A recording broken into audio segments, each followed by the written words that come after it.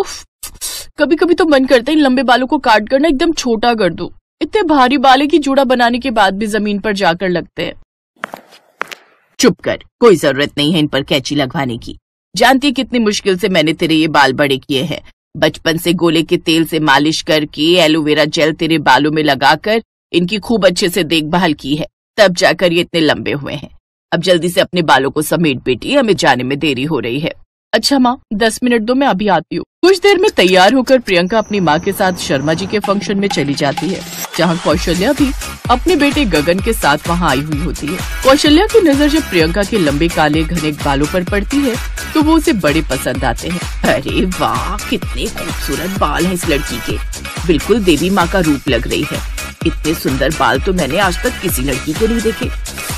अगर ये मेरी बहू बन जाए तो मेरा लंबे बालों वाली बहू का अरमान पूरा हो जाए। कौशल्या को प्रियंका पहली नजर में ही पसंद आ जाती है। वो शर्मा जी से उसके बारे में पता लगाती है, फिर अपने छोटे बेटे का रिश्ता लेकर प्रियंका के घर जाती है। गगन भी अच्छे परिवार से था, इसलिए प्रियंका के माता पिता भी इस रिश्ते के लिए हाँ कर देते हैं। कुछ दिनों बाद दोनों की शादी हो जाती है और प्रियंका ब्याह कर अपने ससुराल आ जाती है। प्रियंका के बाल देखकर पड़ोस ने कहती हैं, वाह कौशल्या, तेरी छोटी बहू के बाल तो कितने सुंदर और लंबे हैं, लेकिन मुझे डर है कहीं इन्हीं बालों को लेकर दोनों बहुओं में संग्राम ना हो जाए। क्या मतलब? मतलब ये कि कहाँ छोटी बहू के इतने बड़े और लंबे बाल और कहाँ तुम्हारी बड़ी बहू बिल्कुल गंजी। अब ऐसा ना हो कि इन बालों के कारण ही तुम्हारी दोनों बहुओं में संग्राम छिड़ जाए। उन औरतों की बातें सुनकर अब कौशल्या को भी इस बात का डर सताने लगता है। तो वहीं प्रियंका जेठानी के गंजे होने की बात सुनकर हैरान थी। क्या गंजी जेठानी? हाँ बहू, तेरी जेठानी गंजी है और इसलिए शादी में उसने अपने सर पर घूंघट डाल रखा था। तभी उसकी जेठानी अंजलि कमरे से बाहर आती है, जो कि पूरी तरह गंजी होती है। अंजलि ने उन सब की बातें सुन ली थी और उसे सब पर बहुत गुस्सा आ रहा था। जिसे देखो बस देवरानी जी के बालों की तारीफ करता जा रहा है और मेरे गंजेपन का मजाक उड़ाते जा रहे हैं। आज तक किसी की हिम्मत नहीं हुई थी मेरे ही घर में आकर मेरे गंजेपन का मजाक उड़ाने की, लेकिन आज इस चुड़ैल के कारण मुझे ये सब बातें सुननी पड़ रही हैं। गुस्से में अंजलि अपनी देवरानी की तरफ देखती है और फिर अपने कमरे में चली जाती है। ऐसे कुछ दिन बीतते हैं। एक रोज गगन ऑफिस से घर लौटते वक्त अपनी बीवी के लिए गजरे लेकर आता है। ये लो डार्लिंग, ये तोहफा तुम्हारे लिए। अरे वाह, ये तो बहुत ही सुंदर गजरा है। हाँ, लेकिन तुम्हारे इन खूबसूरत बालों से नहीं। जब तुम इसे अपने खूबसूरत बालों में लगाओगी ना, तब इसकी खूबसूरती और भी बढ़ जाएगी। तो फिर अपने हाथों से ही लगा दो ना। तो उसके बालों में गजरा लगाता है। दूर खड़ी अंजलि की नजर उस पर जाती है तो वो गुस्से से भनभनाते हुए अपने कमरे में जाती है। क्या किस्मत है उस देवरानी की, एक तो ऊपर वाले ने इतने लंबे खूबसूरत बाल दे दिए, ऊपर से इतना प्यार करने वाला पति। देखो जरा बाहर जाकर कैसे प्यार से उसके लिए गजरा लेकर आए है और उसके बालों में लगा रहा है। तो तुम क्या चाहती हो, मैं भी तुम्हारी इस टकली टाट के लिए फूल लेकर आऊं? अरे जब वो इस खेत पर टिकेंगे ही नहीं तो क्या फायदा लगाने का। तुम बिना अच्छा मजाक कर लेती हो। मदन हंसते हुए वहाँ से चला जाता है। शादी के इतने सालों के बाद भी मदन ने कभी अपनी बीवी का मजाक नहीं उड़ाया था, लेकिन आज लंबे बालों वाली देवरानी के घर में आते ही अब तो वो भी उसका मजाक उड़ाने लगता है, जिस कारण अब अंजलि और भी अपनी देवरानी से खिंची खिंची रहने लगी। कुछ ही दिनों में दोनों में मनमुटाव भी होने लगे, जिस कारण कौशल्या ने समय रहते दोनों बहुओं का बंटवारा कर दिया। अब देवरानी घर के ऊपरी हिस्से में और गंजी जेठानी घर के निचले हिस्से में रहने लगी। एक रोज उन सबको किसी शादी में जाना था। कौशल्या काफी देर से हॉल में खड़ी दोनों बहुओं का इंतजार कर रही थी। ओफो बहुओं, अब आ भी जाओ, कितना वक्त लगाओगी? माँ जी वो बाल संवारने में। हाँ रहने दे बहू, जानती हूँ तुझे तो वक्त लग ही गया होगा, लेकिन इस मुई गंजी को क्यों इतनी देर लग गई? इस टकले को चमकाने में क्यों देर हो गई तुझे तो बल्कि जल्दी से तैयार होकर अपनी देवरानी की मदद करनी चाहिए थी। अब चलो भी, बारात आ जाएगी। कुछ देर बाद वो सब शादी में पहुँचे तो सबकी नजर देवरानी के खूबसूरत बालों पर जाती तो उसकी तारीफ करते नहीं थकते। वाओ प्रियंका भाभी, आप तो वैसे ही कितने खूबसूरत हो, ऊपर से ये खूबसूरत बाल आपकी खूबसूरती में चार चांद लगा रहे। बताओ ना आप अपने बालों में क्या लगाते हो? अच्छा आओ, मुझे आपके साथ सेल्फी लेकर सोशल मीडिया पर अपलोड करनी है। पूरी शादी में सबका ध्यान सिर्फ प्रियंका के बालों पर था। सब उसे ही घेर कर खड़े थे। अंजलि भले ही जेठानी थी, लेकिन फिर भी उसे वो इज्जत नहीं मिल रही थी जो उसकी देवरानी को मिल रही थी। अब प्रियंका के लिए उसके मन में नफरत और भी बढ़ गई। उस रात घर आकर वो भी चैन की नींद नहीं सो पाई। बड़ा घमंड है ना इस देवरानी को अपने इन लंबे बालों पर। अब इसे ऐसा मजा चखाऊंगी कि ये भी याद रखेगी। अगले दिन वो ऊपर अपनी देवरानी के कमरे में जाती है और उसके बिस्तर पर च्युइंगम चिपका देती है। कुछ देर बाद जब देवरानी रसोई में काम करके अपने कमरे में कमर सीधी करने के लिए लेटती है तो उसके बालों में च्युइंगम चिपक गई। आ अरे ये क्या, मेरे बाल ये चिपक कैसे गए? माँ जी। कुछ देर बाद वो दोनों वहाँ आती हैं। माँ जी देखिए ना, मेरे बालों में च्युइंगम चिपक गई। ओह नो, लगता है अब तो आपके बालों को कटवाना पड़ेगा देवरानी जी, मैं अभी कैंची लाती हूँ। नहीं, उसकी कोई जरूरत नहीं है, तू 2 मिनट रुक बहू, मैं अभी आई। सास फ्रिज से बर्फ लेकर आई और प्रियंका के बालों पर लगाकर उस च्युइंगम को छुड़वा दिया। ओह नो, इस बुढ़िया ने तो ये प्लान चौपट कर दिया।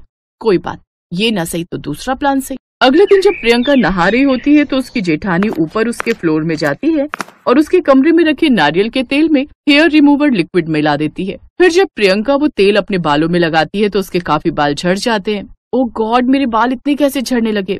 तेल की एक्सपायरी डेट तो ठीक है। हो सकता है प्रियंका कोई मिलावटी तेल आ गया हो। ऐसा करो, ये बोतल तुम फेंक दो, मैं कल ऑफिस से आते हुए नया तेल ले आऊंगा। ऐसे ही कुछ दिन बीत जाते हैं। अंजलि हर वो प्रोडक्ट यूज करती जो प्रियंका यूज करती थी, लेकिन फिर भी उसके सर पर बाल नहीं आते थे।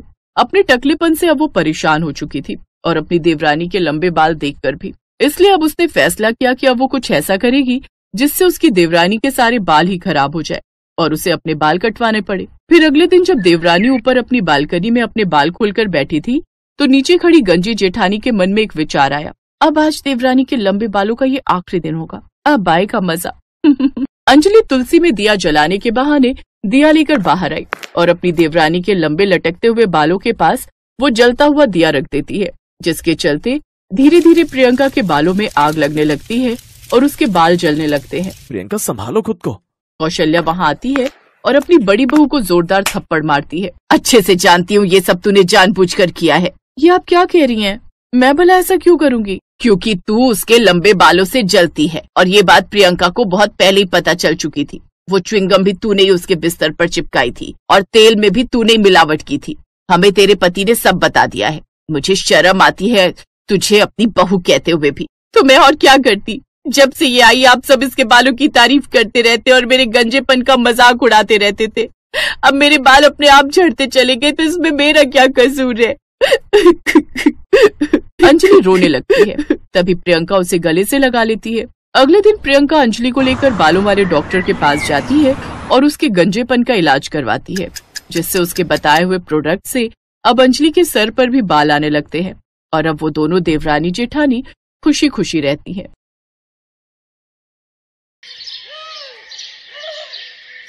मैंने कहा था ना मेरे मायके वालों के लिए बढ़िया नाश्ता लेकर आना। हाँ तो लाया तो था। अच्छा, समोसे कौन सा बढ़िया नाश्ता होता है? तो और क्या लाता? क्यों, जरा सा और आगे जाने में तुम्हारे पैरों में दर्द हो गया था क्या? बढ़िया पेस्ट्री ला सकते थे, ब्रेड पकौड़े, नमकीन, गुजिया, कितना कुछ ला सकते थे, लेकिन लाए क्या? वही सड़े भूसे समोसे। सड़े नहीं थे, एकदम ताजे थे तनु, तुम्हारी कसम, मैंने खुद देखे थे बनते हुए। एकदम चुप हो जाओ। हे भगवान, मेरी तो किस्मत ही फूट गई इस लल्लू से शादी करके। तुम एक काम करो, भाग जाओ यहाँ से। मेरा माथा बहुत गर्म है, अगर और मेरे सामने खड़े रहे ना तो। अपनी पत्नी तन्नू का गुस्सा देखकर बेचारा शिबू वहां से भाग खड़ा हुआ। शिबू एक सीधा साधा आदमी था, पर उसकी पत्नी तन्नू बड़ी खतरनाक औरत थी। तन्नू से मार खाने के बाद बेचारा शिबू घर के सामने वाले पार्क में जाकर बैठ गया। वहां बैठकर वो अपनी किस्मत को कोस ही रहा था कि अचानक उसकी पीठ पर एक जोरदार मुक्का पड़ा। एक नंबर के कामचोर हो, घर से निकले तो यहाँ आकर पसर गए। सब्जी कौन लेकर आएगा? जा रहा हूँ। बेचारा शिबू अपनी टेढ़ी पीठ लेकर बाजार की तरफ चला जा रहा था और मन ही मन बड़बड़ाए जा रहा था। हे प्रभु, ये किस चांडाल को मेरे पल्ले बांध दिया आपने। अरे यार, किसकी बीवी होती है ऐसी? दुनिया भर में यही पिशाचिनी मिली थी आपको मेरे लिए। शिबू का मुंह उतरा हुआ था। वो धीरे धीरे आगे बढ़ ही रहा था कि तभी किसी ने उसके कंधे पर हाथ रखा। शिबू ने सोचा कि उसकी पत्नी तनु, लेकिन तभी उसके कानों में आवाज पड़ी। ओए शिबू, ओए कहाँ जा रहा है बे? और इतना घबराया हुआ सा क्यों है? अरे केतन तू, मुझे लगा। क्या लगा? कि भाभी फिर आ गई तुझे पीटने? हैं? बोल बोल बोल। उड़ा ले बेटा, मेरा मजाक उड़ा ले। तुझे गलती कर दी बता के यार। अच्छा सॉरी भाई, वैसे क्या आज फिर से पिटा है तू? है? हाँ यार, जब देखो हाथ उठा देती है। धोबन की तरह। अबे तो छोड़ क्यों नहीं देता उसे, हैं? क्यों उस धोबन का कुत्ता बना हुआ है? अबे अगर छोड़ने की बात करूंगा ना तो फिर वो मुझे छोड़ेगी नहीं, तोड़ देगी। तो फिर कुछ ऐसा करना पड़ेगा कि वो तुझे खुद ही छोड़कर चली जाए। है? ऐसा हो सकता है क्या? तेरे पास कोई आइडिया है क्या? हाँ है ना, तू दूसरी शादी कर ले, फिर वो गुस्से में तुझे छोड़कर चली जाएगी। केतन बहुत ही खुराफाती आदमी था, लेकिन इस बार उसकी राय शिबू को भी पसंद आ गई थी। वो उसी दिन से अपने लिए नई पत्नी की तलाश में जुट गया। फिर कुछ दिनों बाद पार्क में उसे एक लड़की नजर आई जिसके बाल बहुत ही घने और लंबे थे। और फिर उफ, क्या लड़की है यार, इतने गहरे घने काले बाल और ऊपर से क्या प्यारी सूरत है इसकी। हाँ यही है वो, इसी को बनाऊंगा तन्नू की सौतन। अगर ऐसा हो गया ना तो कसम से तन्नू तो जल भुनकर मरी जाएगी। ओहो कितने प्यारे बाल हैं इसके, और एक वो चुड़ैल गिनकर 6 बाल लिए घूमती है सिर पर है।